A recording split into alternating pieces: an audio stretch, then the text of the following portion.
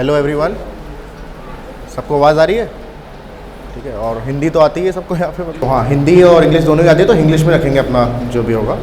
तो basic introduction मैं दे देता हूँ। मेरा नाम दिव्यांशु निगम है और इस साल 44th रैंक आई है और मेरा 3rd अटैम्प्ट था। ऑप्शनल जियोलॉजी था, मोस्ट लाइकली किसी का नहीं होगा यहाँ पे, ठीक है। और मैंने बीटेक किया है बिट्स पिलानी से।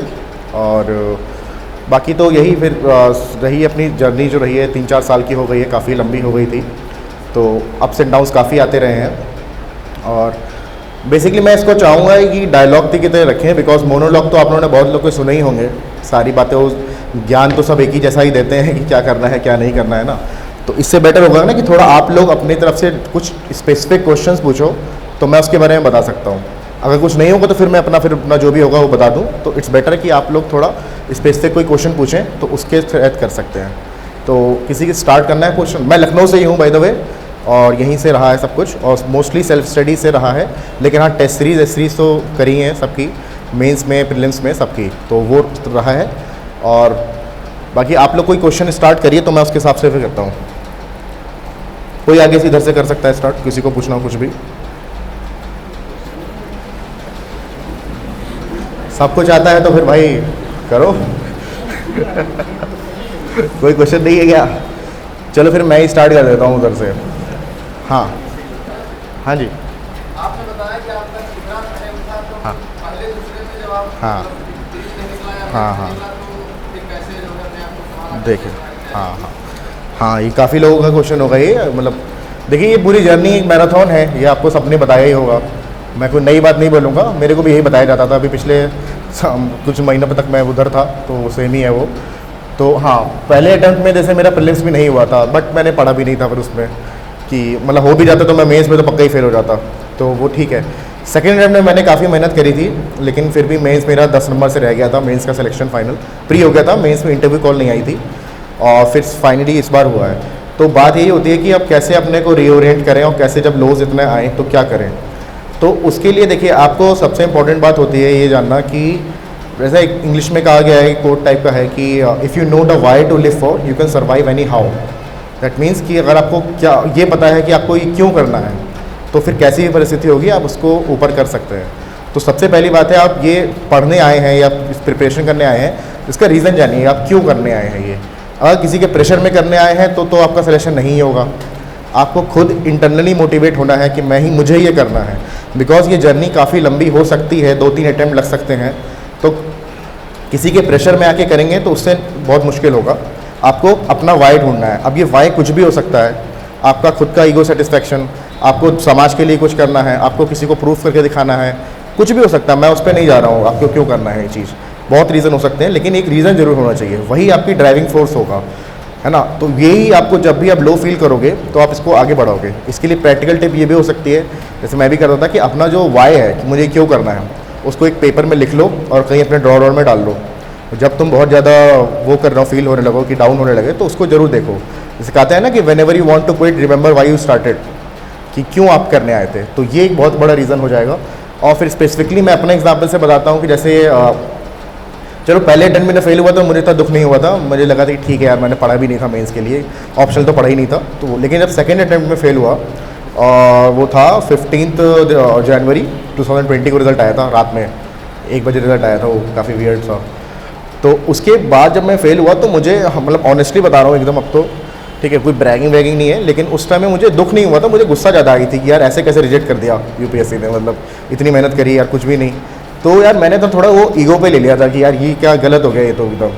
तो उसके बाद से मैंने बहुत ही मिशन मोड में मैंने किया। फिर मैंने था कि जितना भी हो सकता है, जो कुछ भी कर सकते हैं, सब करेंगे इसके बारे में। जैसे मेरा जियोलॉजी ऑप्शनल है, तो अब उसका क्या होता है कि वो आईएफएस में भी आता है, फॉरेस्ट वाले में भी होता है। तो मैंने उस पहले क्या किया था कि सिविल्स वाले ही पीवाईक्यू देखे थे, पास्ट ईयर क्वेश्चन। तो इस बार मैंने फिर फॉरेस्ट के भी सारे क्वेश्चन देखे कि यार जितना भी ये यूपीएससी ने जो कुछ भी पूछा है मैं सब देख लूँगा, जितना कर सकते हैं कर सकते हैं। ब्रूट फोर्स होता है ना जो, ये सब कुछ करना है।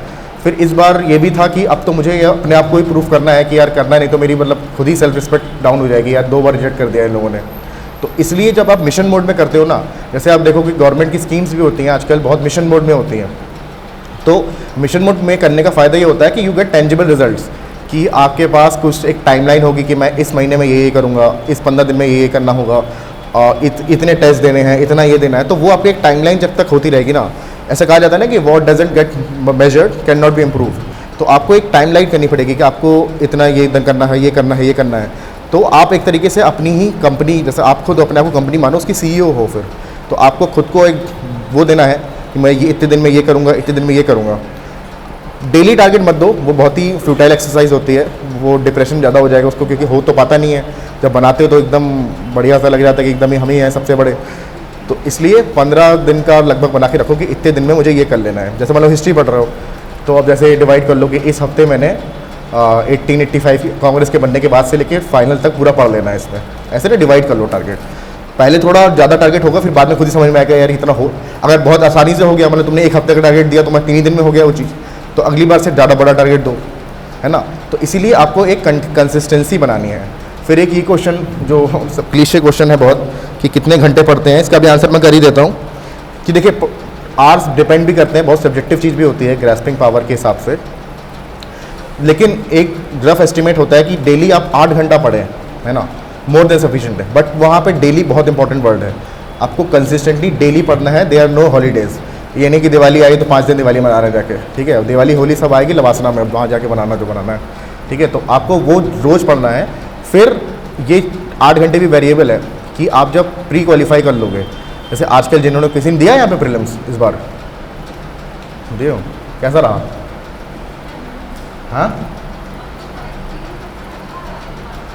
हाँ, तो जिसका मतलब मैं बता रहा हूँ कि प्रीलिम्स अगर क्वालिफाई हो रहा है जिसका, उसके बाद फिर 70-80 दिन मिलते हैं, लगभग 80 दिन मिलते हैं टोटल।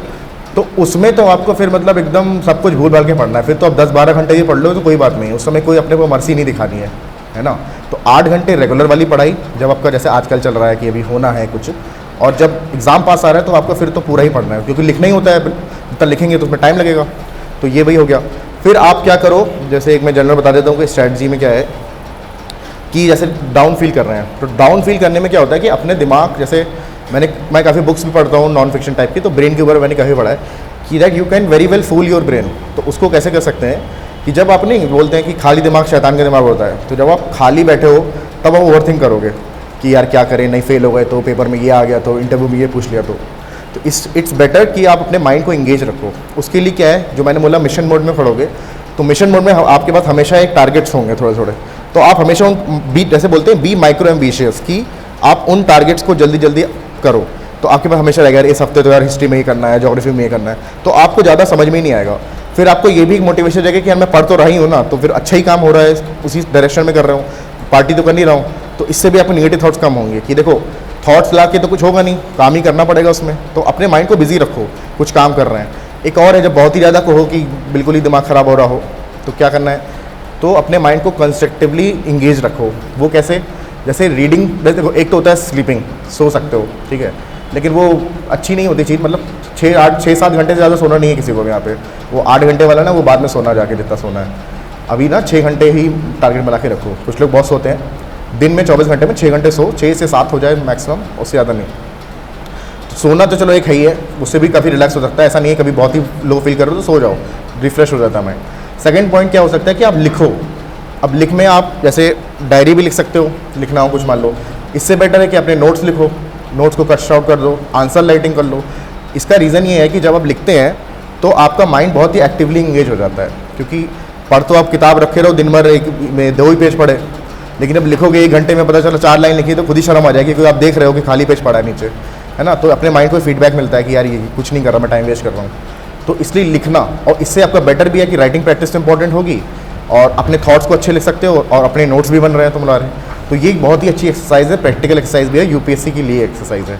जब भी आप कुछ बुरा सोच रहे हो, आप लिखने लगो कुछ भी, बहुत सही रहेगा। आप टेस्ट सीरीज पे उठा के लिख दो, कुछ भी लिखो। और अपना जो मैंने बोल रहा था स्ट्रैटेजी में, जो जैसे क्या बोल रहे थे मिशन मोड में, तो उसमें आपके क्या है कि टारगेट्स क्या होने चाहिए कि आपका जो भी सिलेबस है, पहली बात तो अपने सिलेबस को एकदम रट मारो कि क्या सिलेबस है। यूपीएससी की सिलेबस पकड़ो। इसे एक सिंपल सी लाइन में बोलता हूँ कि स्पेंड टाइम विद यूपीएससी। उसको अपनी गर्लफ्रेंड बॉयफ्रेंड बना लो, एकदम वही है तुम्हारा। तो उसको जितनी देर उसके साथ रहोगे उतना ज़्यादा समझोगे। और रहने का मतलब क्या है कि पहले 2 चीज़ में 2 लेवल पे रहा जाता है कि पहला है कि आप सिलेबस को बहुत अच्छे से जानें, मतलब बैकग्राउंड पूरा जानो, वो क्या क्या चाहता है एग्जैक्टली। उसने काफ़ी डिटेल में सिलेबस दे रखा है, ठीक है। डाउनलोड करके प्रिंट आउट लगा के चिपका लो अपने सामने, GS 1 2 3 4 ऐसे, और सारे जितने भी कीवर्ड दिए हुए हैं ना उस पर तुम्हारे नोट्स होने चाहिए। जैसे मान लो लोकल सेल्फ हेल्प ग्रुप्स हैं, PRI है GS 2 में, ठीक है, और पार्लियामेंट्री एक्ट्स हैं, RTI है, इन सब पे आपके नोट्स होने चाहिए 500-600 वर्ड के। इससे ज़्यादा इसलिए नहीं, एंड में बता रहा हूँ, पहले ज़्यादा हो सकता है, उसको कट शॉर्ट भी करने होंगे, क्योंकि आपको आंसर तो 250 वर्ड में ही लिखना है। तो अब बढ़ा के तुम 2000 वर्ड का नोट्स बना लियो तो उसका फिर रिवाइज़ नहीं कर पाओगे। नोट्स ऐसे बनाने हैं कि खुद रिवाइज़ भी तो कर पाएँ, अपने ही नोट्स बना रहे हैं ना, इसलिए करना है रिवाइज़। बुक नहीं लिखनी है आपको अभी कि किताब लिख के बैठ गया पूरा, अपने ही स्टाइल में, किसी रफ जैसी मर्जी राइटिंग में, जैसे मर्जी पॉइंट्स में। बल्कि कहा जाता है बेस्ट नोट्स वो होते हैं जो खुद ही समझ में आए, किसी और को समझ में भी ना आए, क्योंकि आपने नोट्स अपने लिए बनाए हैं वो, ठीक है। तो अब नोट्स जो बनाने हैं, आपको जितने भी टॉपिक्स दिए हैं, जैसे इंक्लूसिव ग्रोथ दिया हुआ है और सिक्योरिटी में दिया हुआ है बहुत सारी चीज़ें, तो उसके ऊपर हर टॉपिक पे आपके पास नोट्स होने चाहिए।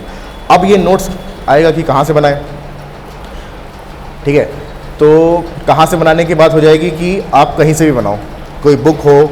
आजकल तो बेस्ट चीज़ होती है गूगल, कुछ समझ नहीं आ रहा है गूगल कर लो, ट्रिपल तलाक चीज़ आई, गूगल करके देख लो क्या है उसमें एग्जैक्टली पॉइंट्स क्या है। एसेट मोनेटाइजेशन अभी चल रहा है, अभी आपको किसी बुक में नहीं मिलेगा क्योंकि लेटेस्ट चीज़ आई है, और आजकल UPSC में मेंस में स्पेसिफिकली काफ़ी लेटेस्ट चीज़ें पूछता है जो आजकल चल रही हैं।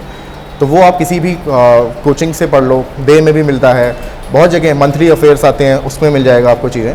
तो आपको हर चीज़ से नोट्स बनाने हैं, मतलब किसी की भी मान लो आप विजन IAS की मंथली मैगजीन फॉलो कर रहे हो, तो अब तुम हर महीने आती है, जब मेंस आएगा तुम्हारे पास 15-20 हो चुके होंगे उस टाइम पे, तो वो रिवाइज़ नहीं कर पाओगे फिर।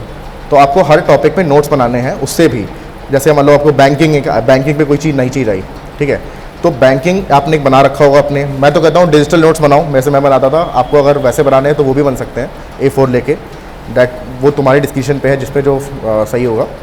तो आपके पास बैंकिंग का एक फोल्डर होगा, उसके अंदर बस थोड़ा सा नोट्स लिख दो कि ये देखो नई चीज़ ये हुई है ना, उसके बारे में ये चीज़ लिख दो कि ये क्या है। तो इस तरीके से हर टॉपिक पे आपके पास नोट्स होने चाहिए, इर्रिस्पेक्टिव कहाँ से। बहुत अच्छी बात है, सर अगर जो पढ़ा रहे हैं उससे होगा कवर तो बहुत वेरी गुड। अब कुछ नहीं हो रहा कवर, भाई देखो वो भी इंसान है, ह्यूमनली इम्पॉसिबल होता है सब कुछ कवर करना, और UPSC भी आजकल कुछ भी पूछ लेता है ना, आपको लिमिटेड टाइम है। तो ये भी एक बात होती है कि आप स्पून फीड पे मत डिपेंड करो कि कोचिंग जो पढ़ाएगा बस वही करूँगा मैं, उससे कोचिंग जो पढ़ाएगा अगर उसी से हो जाए तो यहाँ सब IAS बन जाएंगे, है ना। तो इससे नहीं होता है। देखो मैं जो सिंपली बोलता हूँ, कोचिंग का कंट्रीब्यूशन या किसी भी की गाइडेंस, मेरा भी किसी भी गाइडेंस का कंट्रीब्यूशन 25% ज़्यादा नहीं होता है। आपको कोई और IAS या IPS जो भी बनना है वो नहीं बना सकता, आपको खुद बनाना है। तो आप कोचिंग पढ़ो, वेरी गुड, उसके नोट्स सारे पढ़ो, उस पर इन्हांस करो कि कोचिंग वाला तो नोट्स सबने लिखे हैं, आप में नया क्या है, आपने एक्स्ट्रा क्या किया, है ना। तो उसके लिए आपको अपने आप से करना है। फिर एक दूसरी लेवल में बताया था, पास्ट ईयर क्वेश्चन जरूर देखने हैं, प्री हो या मेंस हो, मेंस में खास तौर से, है ना, कि क्वेश्चन किस टाइप से आ रहे हैं। जब आप एनालाइज करोगे 2013 के बाद से, क्योंकि 2013 के बाद पैटर्न चेंज हुआ है, तो उससे आपको एक ट्रेंड मिलेगा। UPSC इतना भी स्मार्ट नहीं है, उसको आप क्रैक कर सकते हो। मेंस में खास तौर से वो बहुत बार क्वेश्चन रिपीट करता है, जैसे कि फूड एंड न्यूट्रिशन पे हर दूसरे साल क्वेश्चन आता है, ये PRI पे बहुत बार क्वेश्चन आता है, सस्टेनेबल डेवलपमेंट गोल्स के ऊपर आसपास क्वेश्चन आता है ना। तो आपके पास ये चीज़ों पे ना नोट्स बने होने चाहिए कि आप SHG सेल्फ हेल्प ग्रुप इस पे नोट्स बना लो। नोट कैसे बनने इसमें, definition, points in favour, points in negation कि क्या है उसमें, इशूज़ क्या चल रहे हैं, कोई नई चीज़ जैसे RTI पे नया इशू बन गया, नया अमेंडमेंट आ गया, उसका प्रो कॉन जो लेटेस्ट है, गवर्नमेंट को ये स्कीम क्या है, मान लो जैसे वनरेबल सेक्शंस के ऊपर तुम नोट्स बना रहे हो, सुगम्य भारत है उसमें, एक्सेसिबल इंडिया, ये सब बातें 2-3 हैं, ठीक है, इनके ऊपर नोट्स बना लिया। और 1-2-3 केस स्टडी एग्जाम्पल, है ना, मतलब कोई अच्छा केस स्टडी कहीं मिल गया हो या कोई एग्जाम्पल मिल गया हो कहीं से, जैसे मान लो तुम्हारा लिज्जत पापड़ है, सेल्फ हेल्प ग्रुप का एग्जाम्पल, ये सब डाल दो। और एक कंक्लूजन लिख दो कि कोई भी इशू चल रहा है कि इसका वे फॉरवर्ड क्या होगा। जैसे SHG के मिलेंगे, आप सीधे लिख सकते हो कि SHG बैंक लिंकेज कराओ, क्रेडिट बढ़िया मिलेगा, और अब तो वो मिनिस्ट्री ऑफ कोऑपरेशन ही बन गई है, जोड़ जाड़ के बना दिया उसमें। तो ये आपके इस तरीके के नोट्स बनेंगे। और ये जो मैं बता रहा हूँ फाइनल नोट्स बनने के लिए, वो आपके एक टॉपिक पे 2 पेज से ज़्यादा नोट्स नहीं होने चाहिए, because then you won't be able to revise it, ठीक है। तो ये काफ़ी लंबा मोनोलॉग हो गया। अब कोई दूसरा क्वेश्चन पूछो।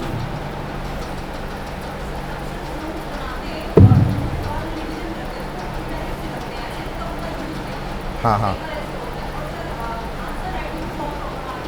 आंसर राइटिंग बताऊंगा मैं अभी नोट्स का बात करते हैं, है ना।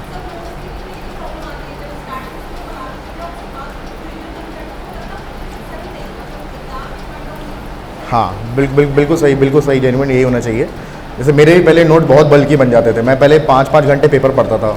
जो नया वाला होगा यहाँ पे फर्स्ट अटेम्प्ट है उसको भी लग रहा होगा कि यार पेपर में जो चीज़ें आ रही हैं मुझे पहले बेस तो पढ़ूँ इसका मैं, तो वो समझ में नहीं। ऐसा मान लो आपको फर्स्ट अटेम्प्टर हो यहाँ पे, वो अफगानिस्तान इशू पढ़ने बैठ जाए भी तालिबान का, तो उसे आधी चीज़ें समझ ही नहीं आएंगी, हो क्या रहा है, कौन लड़ रहा है, क्यों लड़ रहा है ना। तो पहले आपको वर्ल्ड हिस्ट्री में जाके और IR में जाके थोड़ा पढ़ना पड़ेगा कि अफगानिस्तान की इशू था क्या, है ना।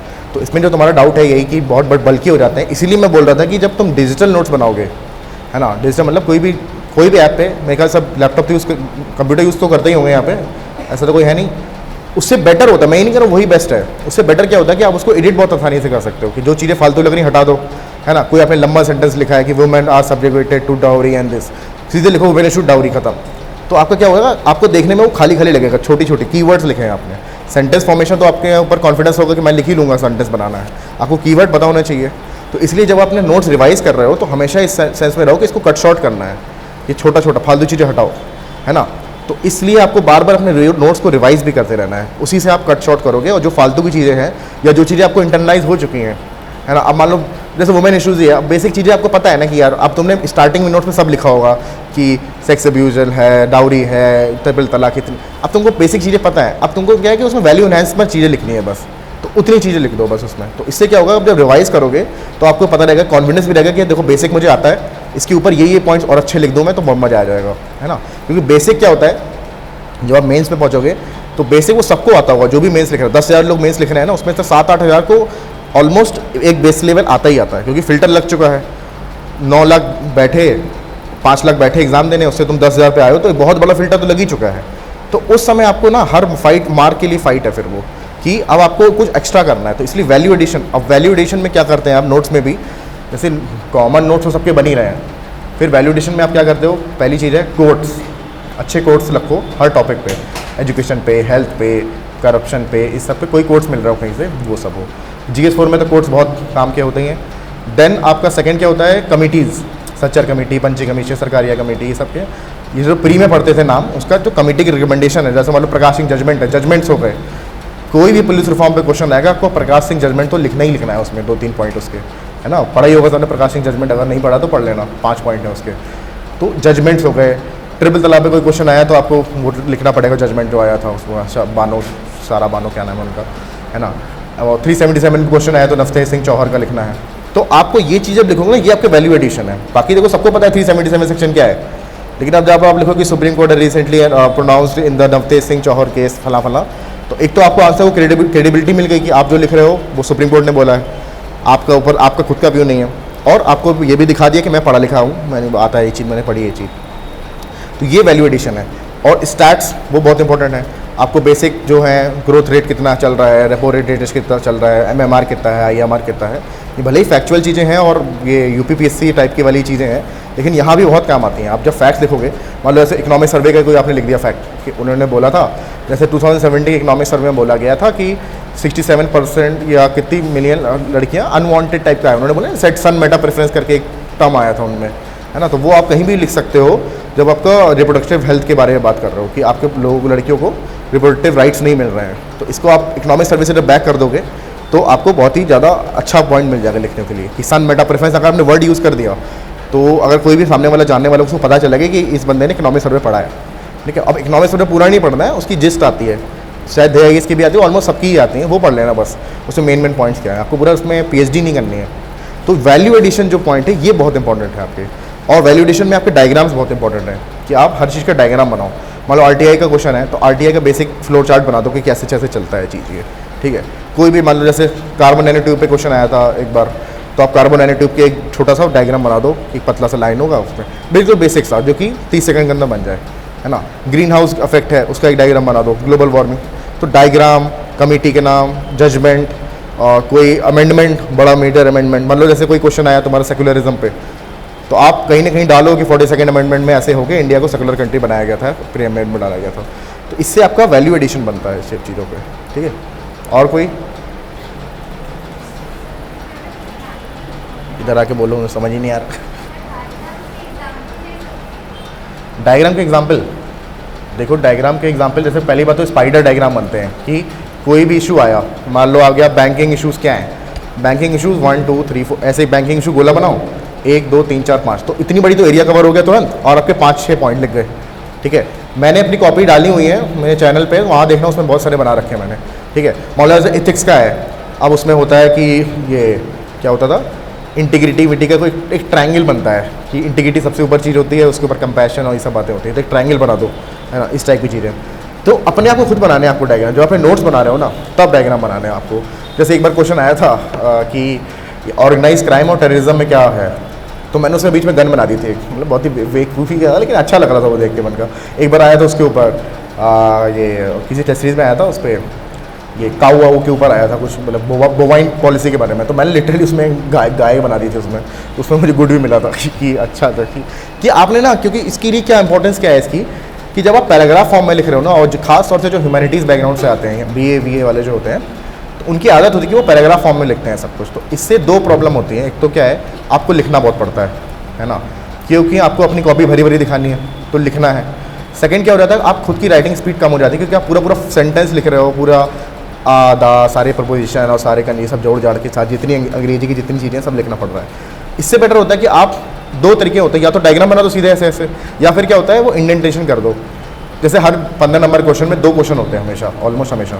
तो सेक्शन जो क्वेश्चन पार्ट 1 है, A 1A 1B 1C 1T ऐसे कर लो, B 1B 1 ऐसे कर दो। तो आपने क्या किया कि एक पॉइंट लिखा, जैसे मान लो कोई क्वेश्चन आया कि मान लो वही वुमेन के ऊपर आया, तो सोशल रीजंस 1 2 3 4, इकोनॉमिकल रीजन 1 2 3 4, ये रीजन ये इकोनॉमिक। इससे आपका आंसर जब आप खुद लिख रहे होगे ना, तो वो बहुत ही स्ट्रक्चर्ड आंसर आएगा। तो that conveys the fact that the person is very structured in this thinking, logically thinking कर रहा है। और ऐसे ही अपने अपने नोट्स बनाने चाहिए, है ना। कोई भी इशू के क्या स्पाइस एनालिसिस होती है, सोशल, पॉलिटिकल, कल्चरल, इकोनॉमिकल और इंस्टीट्यूशनल एनालिसिस होती है कोई भी चीज़ की। तो आप उसको उसके हिसाब से नोट्स बनाओगे, तो आपके जितने अच्छे नोट्स होंगे ना, जितने स्ट्रक्चर्ड नोट्स होंगे, उतने ही स्ट्रक्चर्ड आंसर बनेंगे आपके। क्योंकि मेंस का पेपर मोर और लेस बहुत लाइकली सेम ही रहता है, कुछ बहुत अलग चीज़ नहीं आ जाती है। जैसे प्रीलिम्स में तो बहुत बार बाउंसर आता है, लेकिन मेंस में ना जैसे मोस्ट लाइकली वो उसी टाइप की। अब जैसे इस बार क्वेश्चन आया था पिछली बार 2020 में कि इंटर जनरेशन इशूज़ क्या है। ये सबके नोट्स में होगा ये चीज़ क्या होता है, भले इस नाम से ना हो, लेकिन पता होगा कि इस समय क्या है। बेसिकली सस्टेनेबल डेवलपमेंट गोल्स के बारे में वो उसकी बात कर रहा है, वो तुम और कुछ करना नहीं है उसमें, तो आपके नोट्स बने होंगे इसके बारे में। तो इस टाइप में ना तो जब एग्जाम में होता है क्या है कि जब ऐसे क्वेश्चन आएंगे ना, तो आप एकदम चाप के आंसर लिखोगे उसमें कि पता ही। जैसे इस बार क्वेश्चन क्या आया था, EIA के अमेंडमेंट आया था, किसी ने देखा होगा पेपर, तो EIA अमेंडमेंट आया था। अब वो बहुत ही लेटेस्ट न्यूज़ थी उसी टाइम की, जो कि मेरे नोट्स में डायरेक्ट था वही कि क्या चेंज हुआ है। मैंने एग्जैक्टली बनाया था यही कि 2006 में क्या है, 2020 में क्या है, वही सेम क्वेश्चन आ गया। तो मैंने मस्त लिखा उसका पूरा आंसर, मुझे बहुत अच्छा नंबर मिलेगा उसमें, क्योंकि बिल्कुल रटा। अब जब रटा हुआ आंसर आता है ना आपको, तो आपका टाइम बहुत बच जाता है, क्योंकि आपको बस सीधे लिखना है, सोचना नहीं होता उसमें। तो और वहाँ पे आपको एक एक मिनट की वैल्यू समझ में आएगी। 180 मिनट भी नहीं मिलते, 175 ही मिनट मिलते हैं। 5 मिनट वो फॉर्मेलिटीज़ में निकल जाते हैं उनके, कि गोला भरो, ये करो, साइन करो, वन करो।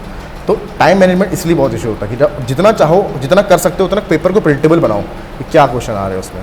तो इससे आपको ना कॉन्फिडेंस बढ़ेगा। एक आंसर अच्छा लिखोगे तो दूसरा आंसर भी अच्छा लिख के आएगा, ठीक है।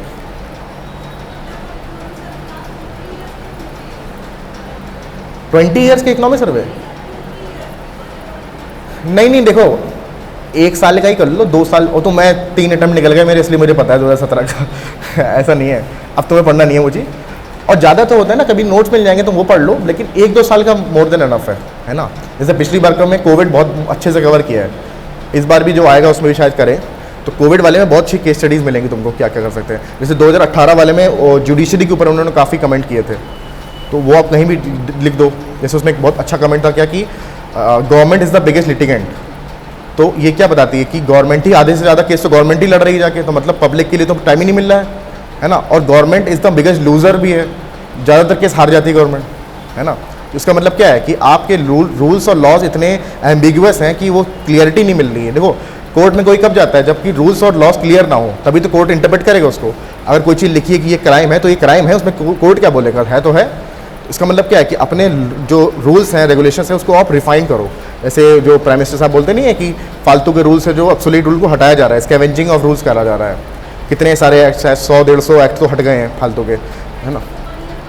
हाँ, 1 ईयर का पढ़ो, अगर बहुत टाइम है तो 2 ईयर का कर लो, है ना। अभी अगर तुम्हारा अभी मेंस है ना, तो बस 1 साल का पढ़ना, अभी मत करना, बस आएगा भी नहीं, पुराना वाला करने की जरूरत नहीं, अभी तुरंत ये करना है, ठीक है। और आप कुछ पूछ रहे थे यहाँ पे?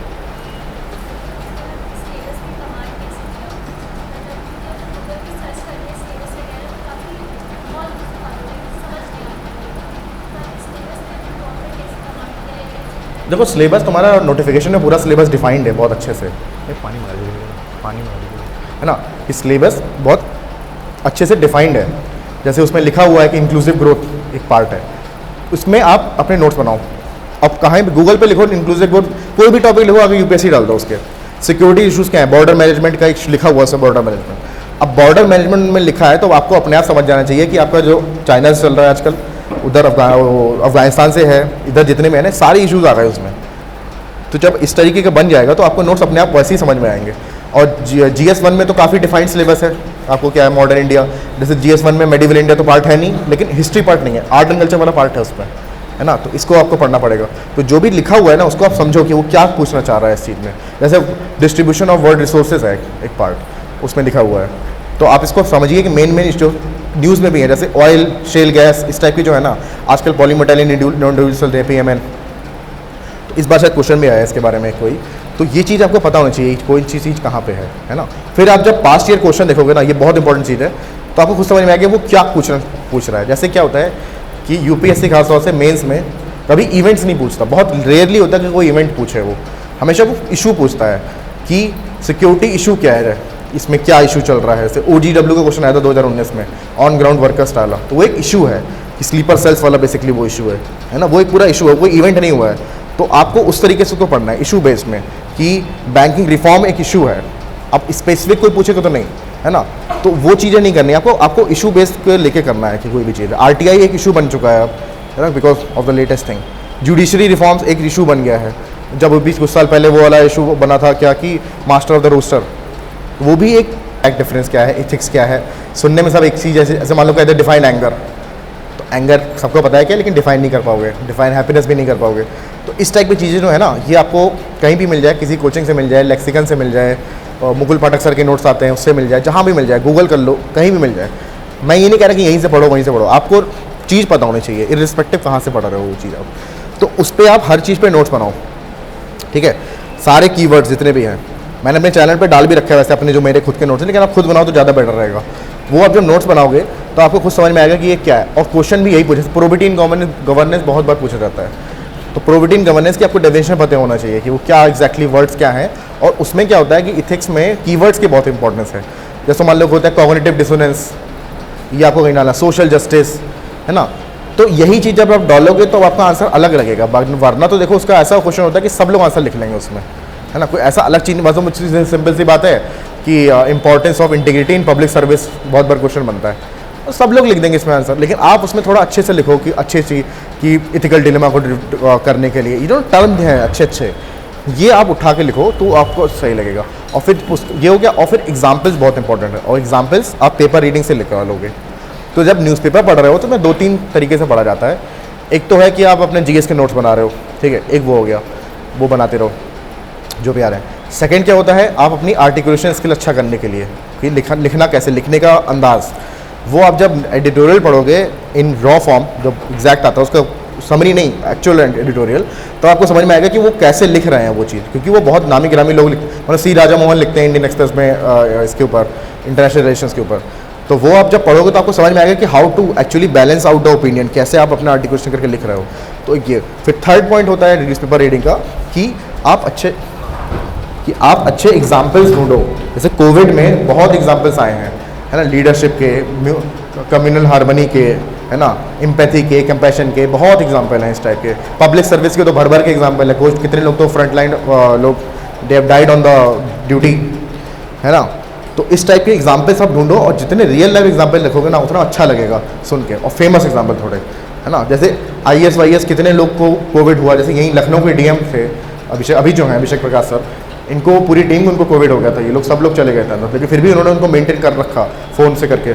योगी जी को हुआ, उनका नाम मत लिखना, मतलब मैं ऐसे बता रहा हूँ कि कोई भी एडमिनिस्ट्रेटर का नाम कि many CMs have done this. तो ये भी क्या है, पब्लिक सर्विस है आपकी, कि आप अपना पर्सनल इंटरेस्ट छोड़ के पब्लिक इंटरेस्ट की वजह से आप काम कर रहे हो ये चीज़। तो ये सब चीज़ों की जब एग्जाम्पल लिखोगे तो ये आपको एनहांस करेगा GS4 के नंबर, है ना। और केस स्टडी के लिए तो बेसिक आजकल तो ट्रेडिशनल केस स्टडीज आ भी नहीं रही हैं, लेकिन ठीक है, उसमें वही होता है कि देखो 1-2 पॉइंट है कि starting of the case study में आप उस केस स्टडी की जो कोर वैल्यू पूछ रहा है, मान लो वो पूछ रहा है कि this case study talks about the conflict between personal interest versus public interest, 1-2 line में लिख दो ना, तो उससे आपको समझ में आ जाएगा कि वो जो चेक कर रहा होगा कि ये इस आदमी को पता है कि ये क्या बात कर, वो लिख दो। उसके बाद आप अपना वही स्टेक होल्डर अप्रोच कर लो या एथिकल मैपिंग कर दो या एथिकल इश्यूज लिस्ट आउट करने को कर दें, फिर बाकी अपना लिखते रहो जो लिखना है। वो तो ऑलमोस्ट सब सेम लिखोगे, लेकिन ये चीज़ें आपके ना थोड़ा वैल्यू एडिशन करती हैं। लेकिन ये सब चीज़ें मैं बता रहा हूँ जो ये एक लेवल के बाद आपकी शुरू होगी। पहले आपको बेस पूरा बनाना है।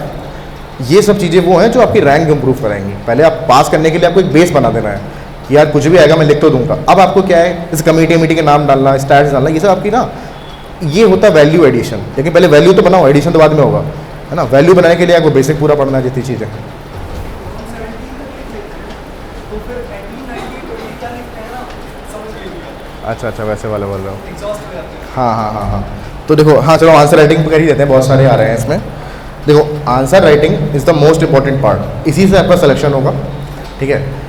लिस्ट में मेल्स के थ्रू ही आते हैं, इंटरव्यू पे ज़्यादा भरोसा मत करो। इंटरव्यू बहुत ही धोखेबाज चीज़ होती है, बेवफा होती है, वो पता नहीं कब किसको दे दे।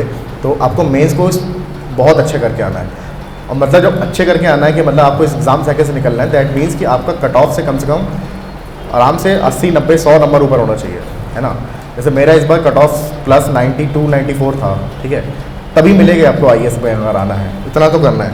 तो अब आपको क्या है, तो मैंने जो टिप्स बताया, अब एक्चुअली में मेंस में लिखना कैसे होगा। तो आपको देखो, सबसे पहली बात तो पॉइंट फॉर्म में आंसर लिखो, that is the best form of writing answers. जहाँ तक हो सके पॉइंट फॉर्म में लिखो, कभी कभी नहीं लिख पाते तो ठीक है, कोई बात नहीं, पॉइंट फॉर्म में लिखो। डायग्राम्स खूब बनाओ, मैपिंग खूब करो, एग्जाम्पल्स खूब दो, है ना।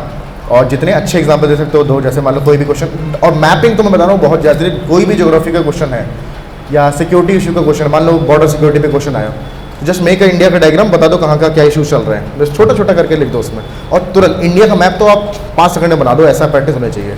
और ढंग से मतलब दिखे जाए वो इंडिया का मैप, वो ऐसा ना वो तो बच्चा ना बन जाए वो देखने में, ठीक है। तो मैप बनाना सीख लो अच्छे से।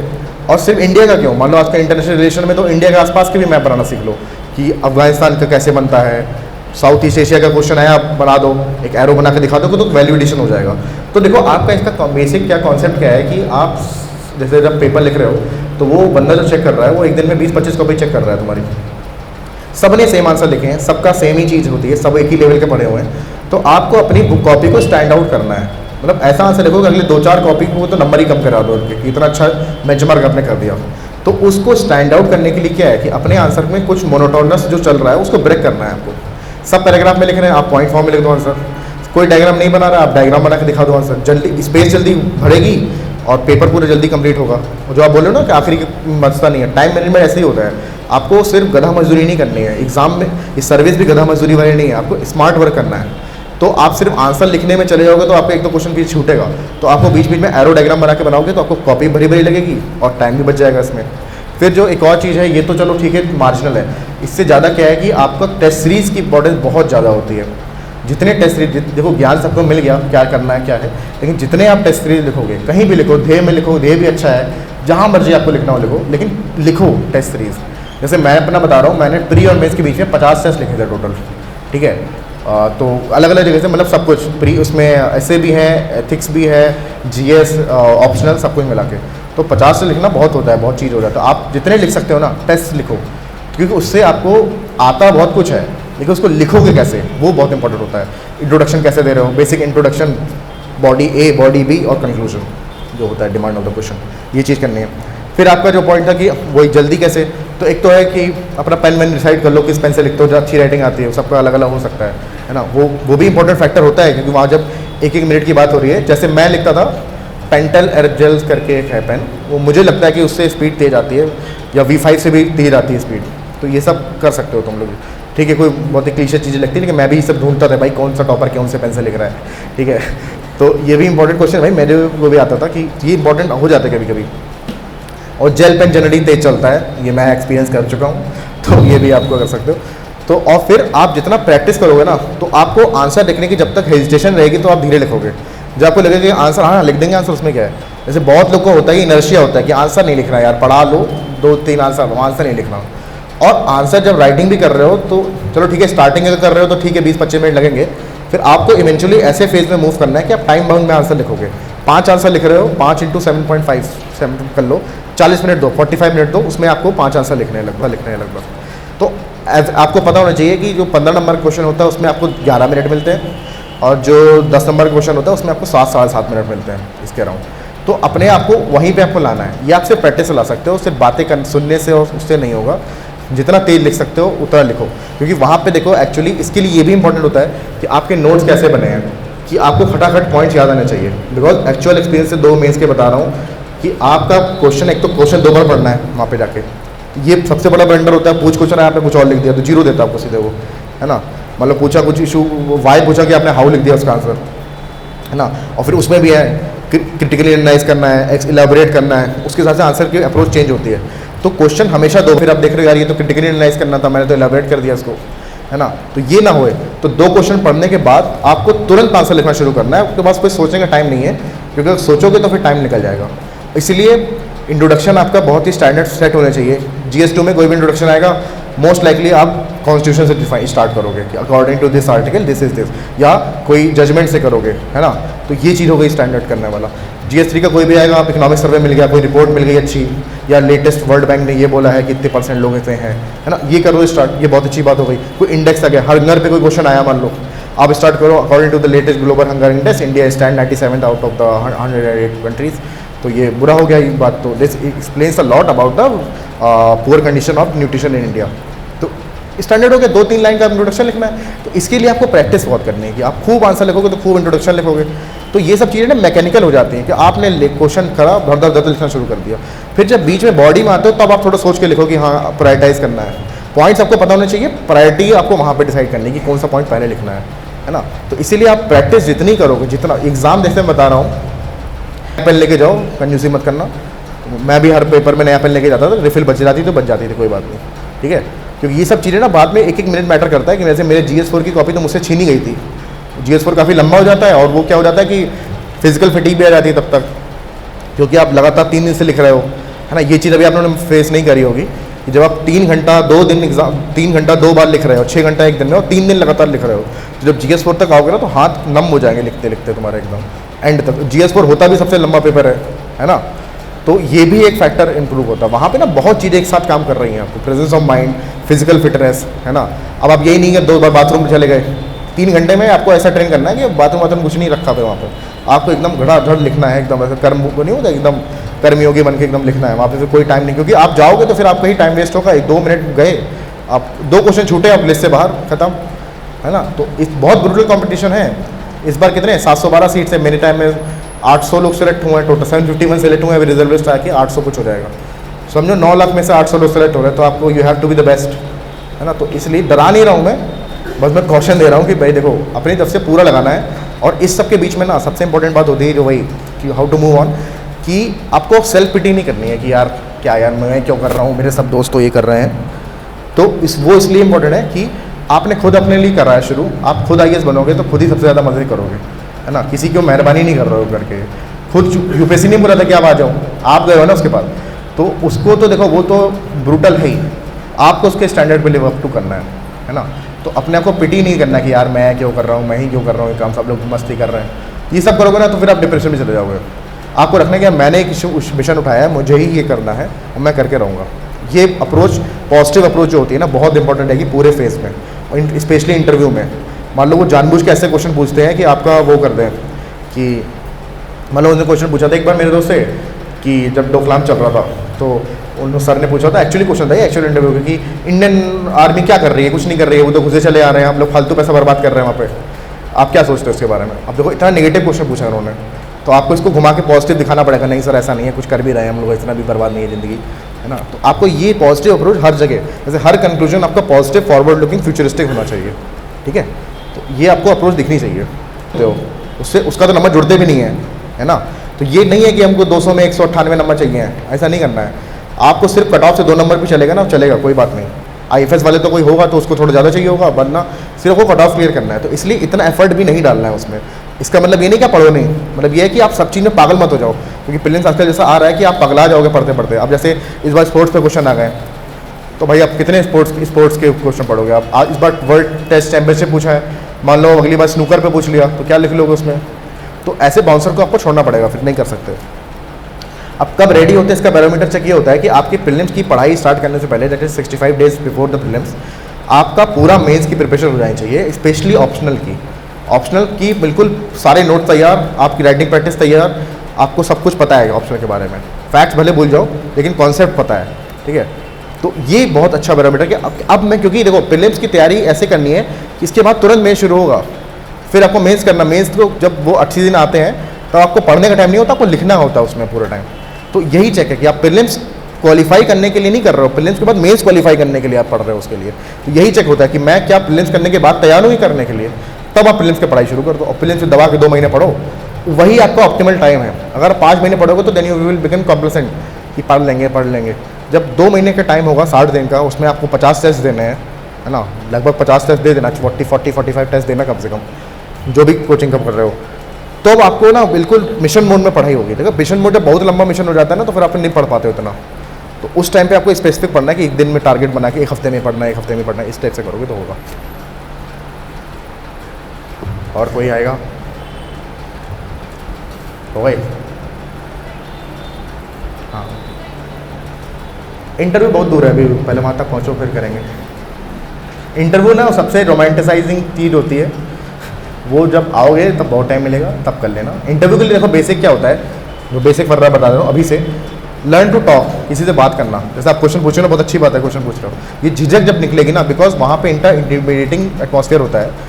मतलब हो सकता है देखो सीनियर ब्यूरोक्रेट हैं, 35 साल बाद बड़े बड़े लोग बैठे हैं, हुआ ढोलपुर हाउस को भी देख के आओ, एकदम राजा, एक्चुअली वो राजा का घर था ढोलपुर हाउस, वहाँ के ढोलपुर के राजा थे वो। तो वो घर, वो सेटिंग, वो आपको सर बोल रहे हैं, आपको लगेगा कि कहाँ आ गए हम, एकदम से क्या होने लगा। इतनी रिस्पेक्ट मिलने लगती है ना, अब तुम इंटरव्यू देते जाते ही इतनी रिस्पेक्ट मिलती है, तो खुद ही लगता है यार क्या बन गया मैं एकदम से, है ना। तो उस समय आपको ना बात करने की झिझक होनी चाहिए, नहीं होनी चाहिए, मतलब कि आप खुल के बात कर पाओ। वो बस यही देख रहे हैं, कॉन्फिडेंस देख रहे हैं आपका। आपको हर क्वेश्चन का आंसर नहीं आता होगा, ठीक है, कभी कभी वो डेलिबरेटली आप पे प्रेशर बनाएंगे भी। तो आपको ना वो जो इमोशनल इंटेलिजेंस वाली बात होती है कि अपने इमोशन को नहीं आने देना है बाहर। तुमको नहीं आ रहा है तो ये नहीं कि मतलब लाइन से 2-3 बार नो बोल दिया, तो अब ये नहीं कि अरे यार अब तो बर्बाद हो गए, ठीक है। अब ऐसे सोचो ना, आप मान लो सेक्रेटरी हो, होम सेक्रेटरी हो, प्राइम मिनिस्टर ने आपको बुला के क्वेश्चन पूछा, आपको नहीं आता, कोई चीज़ मतलब पूछ ली कि इस गाँव में कितने लोग की कितने पुलिस है, नहीं आता सर, अभी मैं पता करके बताता हूँ चीज़। तो आपको ये कॉन्फिडेंस दिखाना है कि ठीक है अभी नहीं आता, लेकिन मैं I am the capability, I go out और मैं पढ़ूंगा। तो इसलिए एक बढ़िया आंसर ये भी होता है कि I do not know sir but I will definitely read about it. है, तो आपको उस सेंस में देखो, अपने आपको सेक्रेटरी लेवल पर सोचो कि मान लो कोई टफ क्वेश्चन पूछ दिया, अब आप एकदम नहीं हाय राम क्या पूछ लिया, आप क्या पढ़ाएं।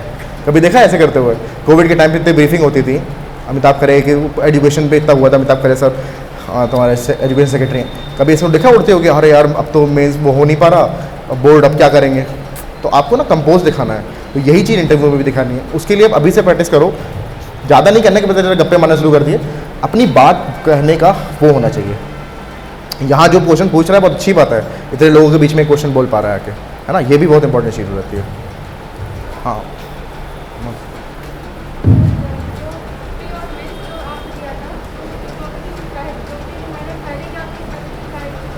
किसके महीने पहले? प्री और मेंस के, हाँ स्ट्रैटेजी बेसिकली क्या है? इस स्ट्रैटेजी तो मैं बता ही रहा था अभी। देखो प्री के लिए, देखो मैं बताऊँ, 2-3 दिन पहले तो बताया नहीं। देखो प्रीलिम्स के 2 महीने बैठ जाओ तुम, प्रीलिम्स के 2 महीने पहले आपको प्रीलिम्स की पढ़ाई शुरू करनी है, 2-2.5 महीने पहले। जैसे 5 जून को है अगली बार, है ना, तो 5 जून से 5 मई 5 अप्रैल, तो मार्च एंड में आपको पढ़ाई शुरू करनी है। ये नहीं कि आप जनवरी से पढ़ना शुरू कर दिए, कोई मतलब। हाँ, जब प्री का पढ़ रहे हो ना तब मेंस नहीं पढ़ना है, फिर नहीं पढ़ना उस टाइम में। प्री मतलब आपको, तभी तो मैं बोल रहा हूँ 2 महीने आपको सिर्फ प्रीलिम्स पढ़ना है, एकदम रट्टा वाला, है ना। कब कौन से राजा, अब राजा तो नहीं, मतलब कब कौन सा एक्ट आया, रोलेट एक्ट में क्या पॉइंट थे, क्विट इंडिया मूवमेंट कब, अब तो साला क्वेश्चन ही पूछ रखा है उन्होंने, 8 अगस्त को क्या हुआ, एकदम स्पेसिफिक पूछ लिया।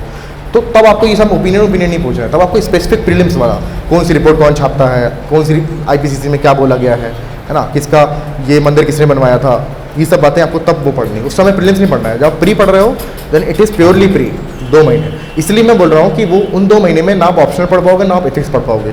GS 1 2 3 तो थोड़ा पढ़ लोगे बिकॉज वो कॉमन होता है, तो इसीलिए आपका ऑप्शनल बिल्कुल तैयार होना चाहिए। बिकॉज उसके बाद आपके पास 2-2.5 महीने का एकदम हियाथिस आ जाएगा कि आप बिल्कुल छूओगे भी नहीं। तो उससे उस 2-2.5 महीने के बाद जब आप दोबारा ऑप्शन उठाओगे ना, तो ऐसा ही लेना चाहिए ये क्या पढ़ने लगे हम एकदम से, थोड़ा थोड़ा याद आ जाना चाहिए वो चीज़। ये इसलिए बड़ी बात है। इंटरव्यू में क्या क्वेश्चन पूछा गया? अरे इंटरव्यू छोड़ो ना यार, तो इंटरव्यू भी बहुत दूर की बात है।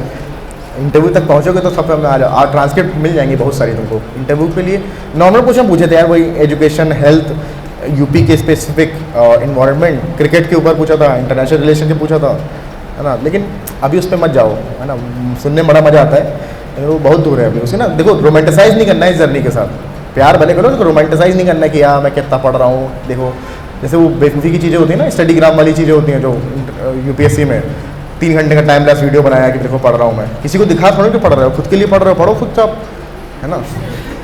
तो वो बहुत बेवकूफ़ी की चीज़ होती है। और लवासना का वीडियो कोई नहीं देखेगा, आज से प्रण उठा लो, कोई लवासना और grand entry of IPS IAS सब फालतू की चीज़ें होती हैं, वो नहीं देखने वो सब चीज़ें, है ना। वो जब आओगे तो करना, ये नहीं कि बैठ के बना वाह खोलेंगे वादियाँ दिखेंगी सामने वाह वाह, वो सब ना वो छोटी चीज़ें, वो सब तुम्हारा मोटिवेशन कर रही है ना, तो तुम कहते हो कि यार वादियाँ तो मैं कहीं और जाके भी देख सकता हूँ, वहीं जाना जरूर थोड़ी ना है ना। तो अगर ये सब चीज़ें अगर तुमको मोटिवेट कर रही है तो that is a wrong motivation, इस सबसे नहीं होता है। अब ग्रैंड एंट्री अगर तुमको मोटिवेट कर रही है तो क्या पता नहीं मिली ग्रैंड, उस समय नीली बत्ती हट गई, पहले बहुत लोग को नीली बत्ती मोटिवेट करती थी, अब जिस दिन नीली बत्ती हट गई तो आधे लोग तो छोड़ देंगे फिर पढ़ाई करना, नीली बत्ती मिली नहीं रही, है ना। तो आपको ये फालतू की मेटेरियलिस्टिक चीज़ें अगर मोटिवेट कर रही है that is a wrong motivation, है ना। आपको सेल्फ वर्थ प्रूव करनी है, that is a good motivation, वो हमेशा रहेगा आपको कि मैं अपने आप को मैं मान लो। और ये भी है कि भाई अब जैसे मेरा IIT में नहीं हुआ था सिलेक्शन, है ना, बहुत लोग को नहीं हुआ होगा यहाँ पे, तो ये सब नहीं सोचना कि मैं इस कॉलेज से हूँ यार, उससे कुछ नहीं फ़र्क पड़ता। ये एग्ज़ाम में मेरे साथ IIT बॉम्बे के CS ग्रेजुएट हैं,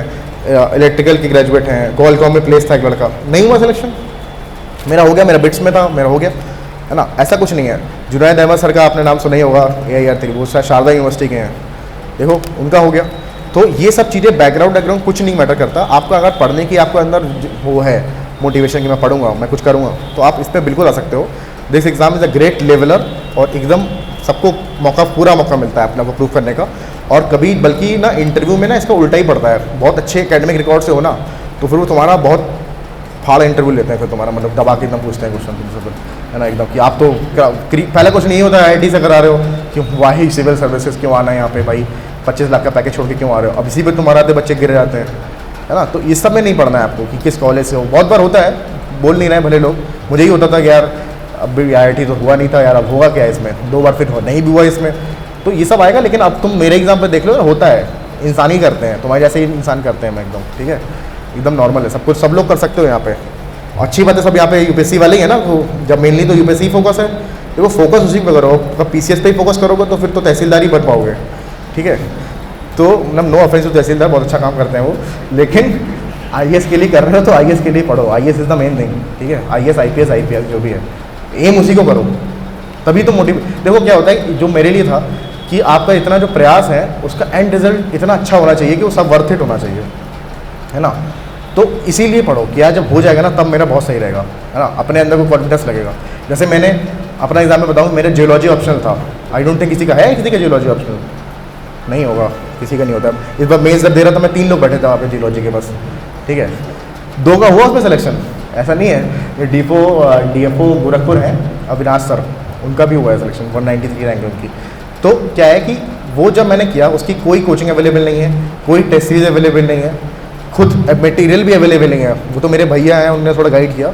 तो जब ऐसा कोई प्रोग्राम उठाया, फिर मेरा ऑल इंडिया हाईएस्ट नंबर आया इसमें जियोलॉजी में, तो ना एक अलग लेवल कॉन्फिडेंस आ जाता है कि अब तो मैं कुछ भी कर सकता हूँ, है ना, मतलब अच्छे सेंस में, ऐसा नहीं कुछ भी कि गिवन एनी टास्क मैं कुछ कर सकता हूँ। तो ये जो आपकी ग्रेटिफाइंग फीलिंग आएगी ना, ये अनपैरेलल्ड है। ये सब आप किसी IAS की ग्रैंड एंट्री और लवासना के वीडियोस देख के ना वो सब नहीं होता है, ठीक है। कोई लवासना के वीडियो नहीं देखेगा अब यहाँ पे, ठीक है।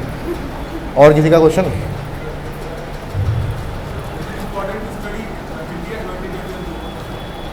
यार देखो पिछले साल तक, अभी तुम 4 दिन पहले पूछे तो मैं मना कर देता नहीं करना है, लेकिन अब पिछली बार जो क्वेश्चन आया ना इस बार प्रीलिम्स में, तो पढ़ भी सकते हैं यार। मतलब उन्होंने पूछ रखा है कि नदी किस में मुड़ रही है आके, या कौन सा वो पूछा ना समर ओलंपिक्स का कौन सा क्या थीम था।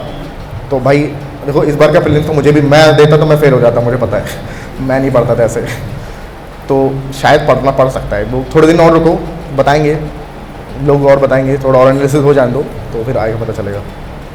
और देखो सारे जितने टॉपिक है ना सब पढ़ना। जैसे कि क्या है, मेरी गलती जो थी फर्स्ट मेंस में, तो मैं मानता था, शायद और भी लोग मानते हैं कि GS3 पूरा इकोनॉमी होता है, ऐसा नहीं है। उसमें इन्वायरमेंट भी बहुत भर के आती है और सिक्योरिटी इश्यूज़ भी आते हैं। मुझे लगता है ये सब फालतू चीज़ें हैं, इकोनॉमी पढ़ते हैं वही करेंगे। और होता क्या है कि इकोनॉमी के मुश्किल से 5-7 क्वेश्चन ही आते हैं, बाकी तो वो रैंडम इधर उधर से पूछते हैं। तो आप ना साइंस सेट तक को ही पूरे अच्छे से पढ़ना, जो टॉपिक दिए हुए हैं सब कुछ अच्छे से पढ़ना है। जैसे इस बार प्रीलिम्स जिसने दिया हो समझ में आया होगा, साइंस एंड टेक में 10-12 क्वेश्चन थे कम से कम, और बड़े अच्छे क्वेश्चन थे वो, मतलब कर नहीं पाओगे ऐसे क्वेश्चन थे, तो वो पढ़ना पड़ेगा आपको सब कुछ उस चीज़ पे।